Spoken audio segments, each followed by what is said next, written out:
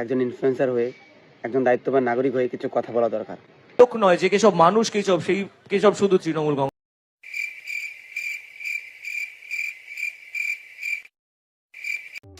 কি ভাবছো? মুখে মুখোশ কেন দিয়েছি? কি করবো বলো, ভদ্রতার মুখোশটা পড়তে পারি না, তাই চোকারের মুখোশই পড়লাম। তো গাইস, কেমন আছো? ভালোই আছো? আমি সামনে মুখ ভরা আছি, মুখ ভরা তুমি চলেছি নতুন ভিডিও নিয়ে। ভোটের পরেই আমি একটা ভিডিও বানিয়েছিলাম, সেই ভিডিওর মধ্যে একটা টপিক আমি বলেছিলাম গিরগিটিকে নিয়ে। তো সেই গিরগিটি টপিকেরই আজকে একটু বিস্তারিত চুলচেরা বিশ্লেষণ করবো। তো বেশি ভাট না বলে চলো ভিডিওতে এগোনো যাক। शुरू करते हैं बिना किसी डेडिकेशन के।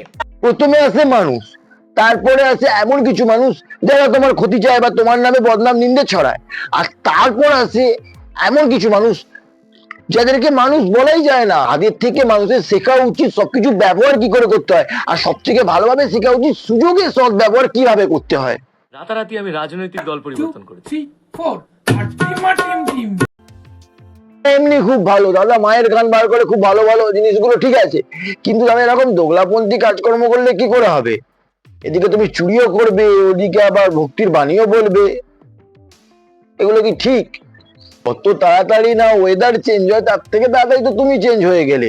মানে ভোটের আগের দিন পর্যন্ত তুমি একটা দলকে সাপোর্ট করছো, তারপরের দিন ভোরবেলায় অন্য দলকে নিয়ে গান বানিয়ে দিলে। এতটা পরিবর্তন একদিনের মধ্যে, মানে কিছু ঘন্টার মধ্যে, মানে কিছু সেকেন্ডের মধ্যে। কেসব শুধু তৃণমূল কংগ্রেসের, সেই কেসব অভিষেক ব্যানার্জি ছাড়া কিচ্ছু বোঝে। কেসব শুধু তৃণমূল কংগ্রেসের। রাজনৈতিক ব্যক্তিত্ব নই, কাগজে কলমে কোথাও কোনো রাজনৈতিক দলের সঙ্গে যুক্ত মানুষ আমি নই। সত্যি কথা বলছি, এখন অনেস্টলি খারাপ লাগছে সেই দলটার জন্য, যেই দলটা এতদিন ধরে এই গিরগিটিদেরকে নিজের দলের মেম্বার মনে করে তাদের জন্য করে গেছে।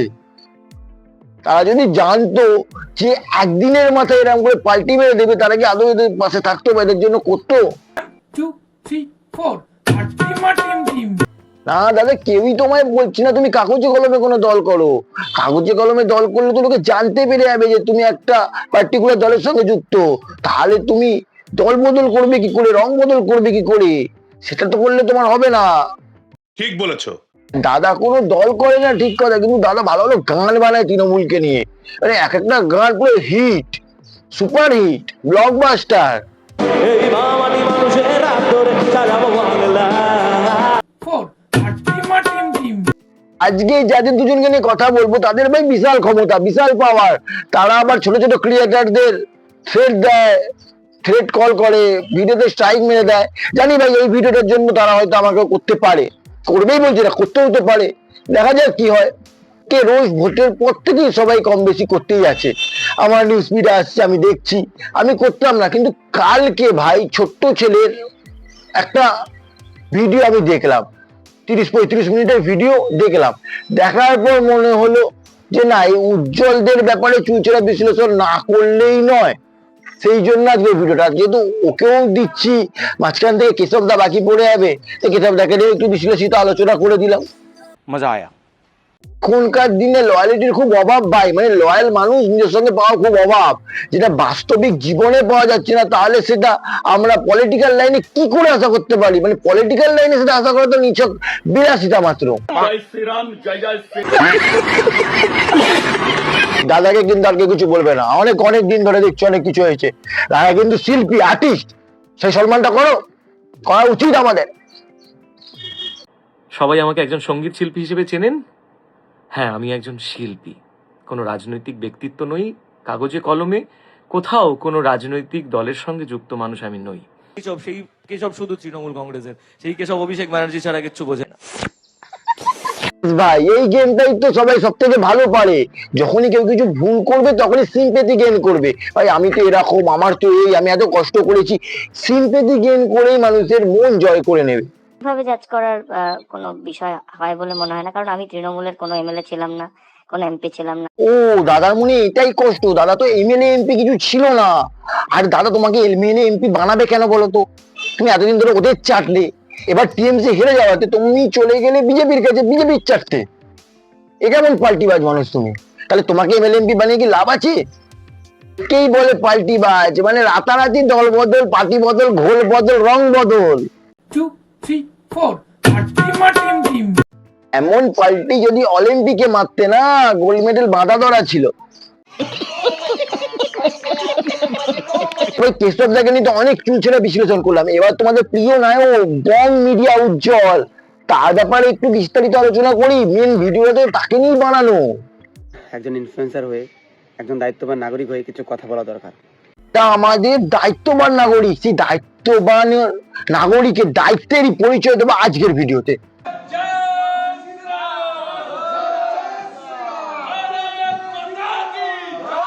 দাদা এখন বলছে জয় শ্রীরাম, কিন্তু বিজেপি যেতেন আগে দাদা কি করতো? 1 2 3 4 আর টিম তারা মাঠে পারে ডিম।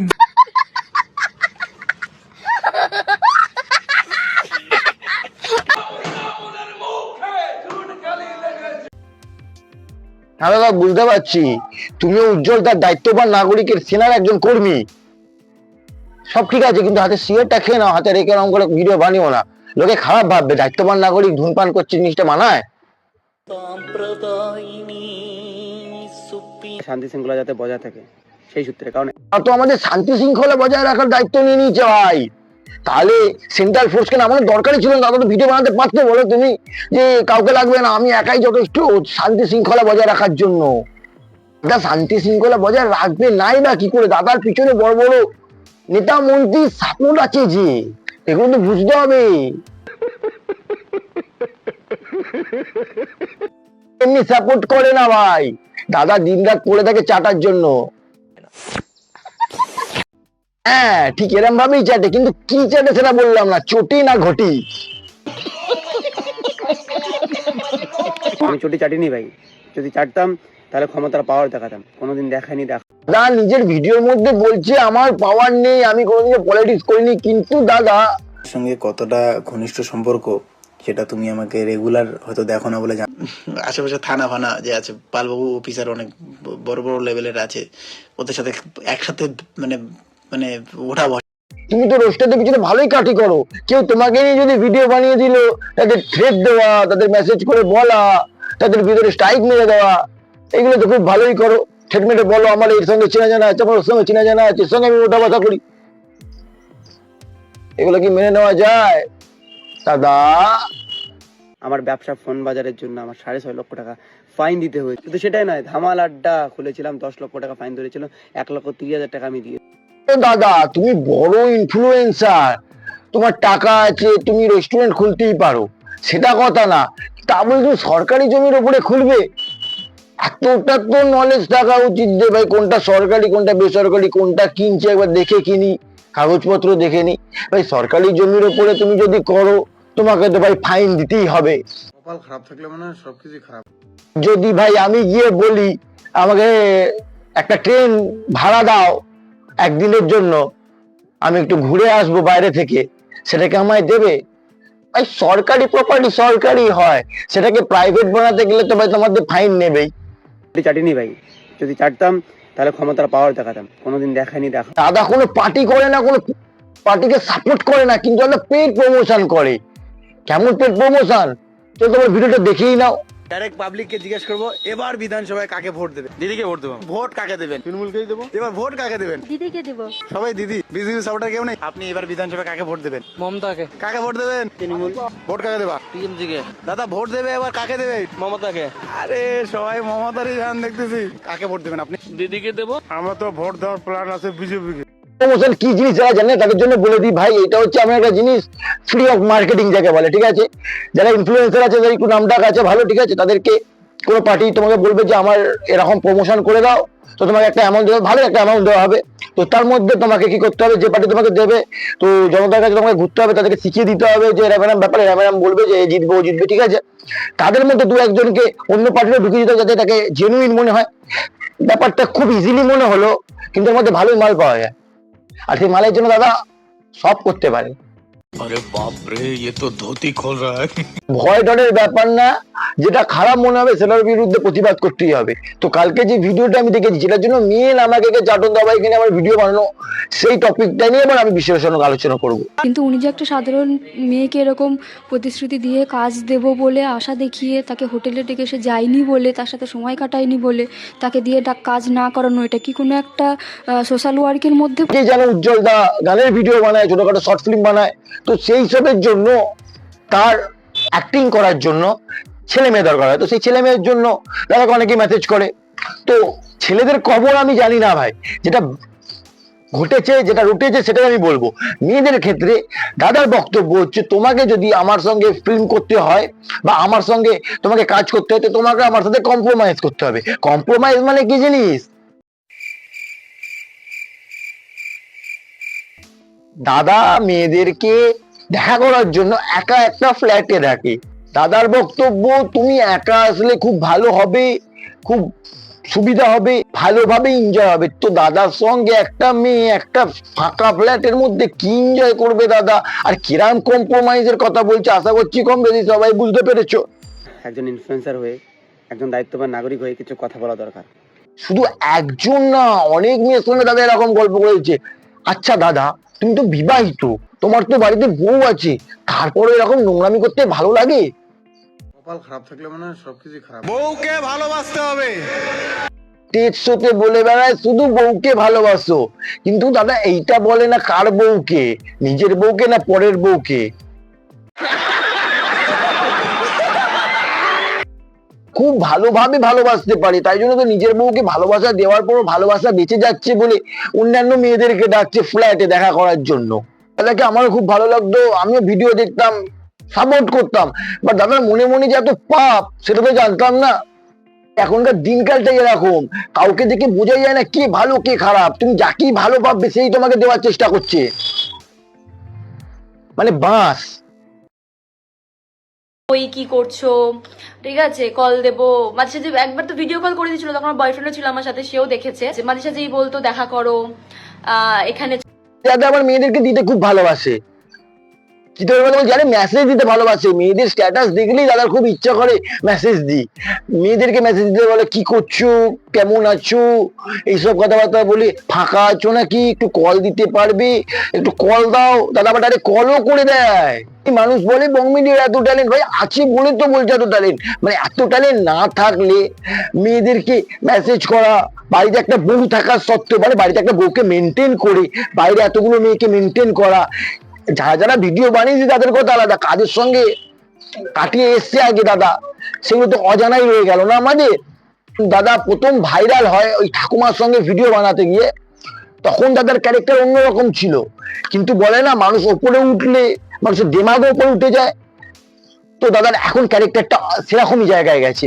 কথা আছে ভাই, তুমি যত বড়ই হয়ে যাও না কেন, কখনো নিজের রুটস মানে নিজের গোড়াকে ভুলতে নেই। আর দাদা সেই ভুলটাই করেছে। বং মিডিয়া উজ্জ্বল দাদাও যে একসময় ছোট ক্রিয়েটার ছিল সেটা তো দাদা ভুলে যাচ্ছে। সেই জন্যই তো দাদা ছোট ছোট ক্রিয়েটারদেরকে স্ট্রাইক মারছে, থ্রেট দিচ্ছে। যারা ছোট থেকে বড় হতে চাইছে, দাদার সঙ্গে কাজ করতে চাইছে, তাদেরকে দাদা বলছে একটু আমার সঙ্গে কম্প্রোমাইজ করতে হবে না, যদি আমার সঙ্গে একটু কম্প্রোমাইজই না করতে পারো তাহলে আর কি করে হবে। তাই জন্য দাদা তাদেরকে সাইড করে দিচ্ছে। আর ভিডিও থেকে তোমাকে যদি সাইড করার প্রসেসটা দাদার অন্যরকম, কেমন তোমাকে মেসেজ করবে না, তুমি মেসেজ করলে সিন করবে না। এগুলো আমি বলছি না ভাই, এগুলো ভিডিওর মধ্যে আমি দেখেছি, আমি শুনেছি। হ্যাঁ, সেই মেয়েদের থেকে আমার পারমিশন নেওয়া নেই বলেই তাদের ভিডিও আমি আমার ভিডিওর মধ্যে অ্যাটাচ করে ক্লিপগুলো দেখাতে পারছি না। কারণ ভাই উইদাউট পারমিশন তাদের প্রাইভেসির ব্যাপার আমি আমার ভিডিওতে বলতে পারবো না, তো সেই জন্যই আমি এগুলো দিচ্ছি না। কিছু কিছু জিনিস যেগুলো আমি সোশ্যাল মিডিয়া থেকে পেয়েছি, অনেক ক্রিয়েটার ইউজ করেছে দেখেছি, তো সেইগুলোই আমি আমার ভিডিওতে অ্যাটাচ করে দিলাম, যেগুলো তোমরা দেখলে। না বিশাল আগুন, এই আগুন দাদাকেই না জ্বালিয়ে মারে কোনোদিন। আর বিশেষ করে ভাই ভিডিওর মধ্যে আমি মেয়েদেরকে বলবো একটু সাবধান থেকো ভাই। সাধারণত শুধু একজন ক্রিয়েটার বলে নয়, অনেক মানুষও তোমার আশেপাশে তোমার বন্ধুরূপেও থাকতে পারে যাদের হয়তো ইন্টেনশন খারাপ, সেটা তোমাকে বুঝতে হবে। তাদের কাছে পয়সার লোভে বা অন্য কিছুর লোভে সে যদি তোমাকে ডাকে যে চল ঘুরে আসবো, চল ঘুরতে যাবো বা কোথাও যাবো, তো সেগুলো থেকে একটু অ্যাভয়েড করে থাকো। কারণ এখনকার দিনে ম্যাক্সিমাম ছেলেরা ছেলে থেকে দানবে পরিণত হয়েছে ভাই। বাড়িতে বউ বাচ্চা থাকার সত্ত্বেও তারা বাইরে মুখ মারতে একবারও ভাবে না। এসব পুরুষ এরকম নোংরামি কাজকর্ম করে, সেসব পুরুষই পুরুষ জাতির নামে কলঙ্ক। তো ভিডিও এতটাই থাকবে, আশা করছি ভিডিও ভালো লেগেছে। ভিডিও যদি ভালো লাগে তো লাইক করে দাও, চ্যানেল নতুন হয়ে থাকলে সাবস্ক্রাইব করে দাও, আর কমেন্ট করে জানাও ভিডিওর কোন পার্টটা সব থেকে ভালো লেগেছে। এরকম নতুন নতুন ভিডিও পেতে গেলে সাবস্ক্রাইব করে বেল নোটিফিকেশনটা বাজিয়ে দিয়ে পাশে থাকো। দেখা হবে খুব তাড়াতাড়ি নতুন ভিডিওতে। ভদ্র হতে হলে সত্যিকারের ভদ্র হও, ভদ্রতার মুখোশ পরে ঘুরো না, কারণ যেদিন সেই মুখোশটা ছেঁড়া যাবে সেদিন কোনো জায়গাতে মুখ দেখাতে পারবে না।